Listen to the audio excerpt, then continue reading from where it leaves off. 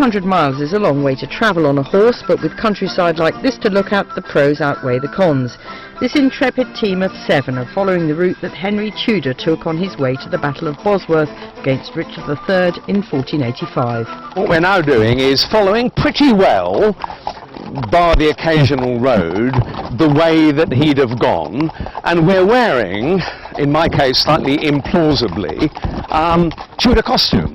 So we're recreating a little bit of history, and we'll finish up at Bosworth on one of those iconic English battlefields that changed the course of history. But this isn't just a joyride through history. These riders have raised £35,000 worth of sponsorship between them. Lectures and events along the way should boost funds still further. How much money can you actually raise by doing this kind of thing? I've been a military historian all my working life, and I've always been conscious of the fact that everything I write depends on there being brave soldiers to write about.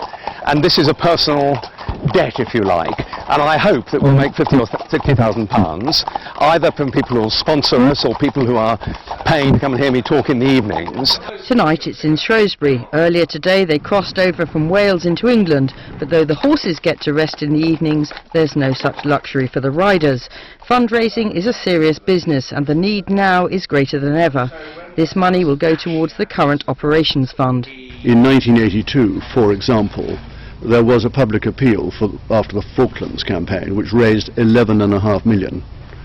When they did an appeal after the Iraq invasion, the appeal raised only under £300,000. So there is a need for a war chest to cope with the problems which are going to appear for those that are physically injured, and we know about, but rather more importantly, those that are likely to be mentally injured in the future that we don't know about.